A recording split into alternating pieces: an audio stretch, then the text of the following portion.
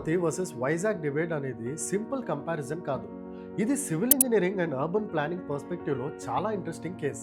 ఇది basically green field versus brown field concept. Amaravati green field project అంటే complete గా zero నుండి ఒక ప్లాన్డ్ సిటీ బిల్డ్ చేయడం. ఇక్కడ ఇంజనీర్స్ కి ఫుల్ కంట్రోల్ ఉంటుంది. రోడ్స్, డ్రైనేజ్, యూటిలిటీ జోన్స్ అన్ని ఫ్యూచర్ పాపులేషన్ ని మైండ్ లో పెట్టుకుని పర్ఫెక్ట్ డిజైన్ చేయొచ్చు. అండర్ గ్రౌండ్ యూటిలిటీ డక్ట్స్ లాంటి స్మార్ట్ ప్లానింగ్స్ వల్ల ఫ్యూచర్లో రోడ్స్ డిగ్ చేయాల్సిన అవసరం కూడా తగ్గుతుంది. కానీ main challenge soil condition. Amaravati Krishna river catchment ఏరియాలో ఉండటం వల్ల సాయిల్ లూజ్గా ఉంటుంది అండ్ ఫ్లడ్ రిస్క్ కూడా ఉంది. కాబట్టి బిల్డింగ్ స్ట్రాంగ్గా నిలబడడానికి డీప్ పైల్ ఫౌండేషన్ అవసరం అవుతాయి. దానివల్ల కన్స్ట్రక్షన్ కాస్ట్ అండ్ టైం రెండూ పెరుగుతాయి. వైజాగ్ మాత్రం ఆల్రెడీ డెవలప్డ్ బ్రౌన్ సిటీ. ఇక్కడ అడ్వాంటేజ్ ఏంటంటే హార్డ్ రాక్ సాయిల్, కాబట్టి high rise buildings and heavy structures కి స్ట్రాంగ్ బేస్ దొరుకుతుంది. ఇంకా port, IT sector, industries already ఉండటం వల్ల ఎకనామిక్ యాక్టివిటీ ఇమీడియట్ గా జరుగుతుంది.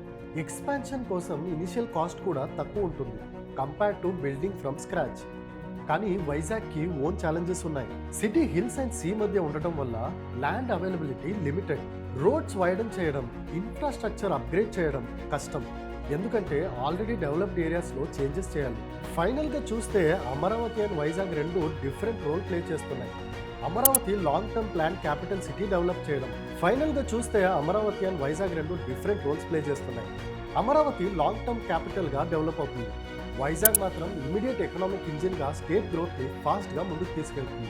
మీరు సివిల్ ఇంజనీర్ అయితే అస్సలు మిస్ అవ్వకుండా మన ఛానల్ని ఫాలో చేయండి. ఇలాంటి ఇన్ఫర్మేషన్ వీడియోని చూస్తూ ఉండండి.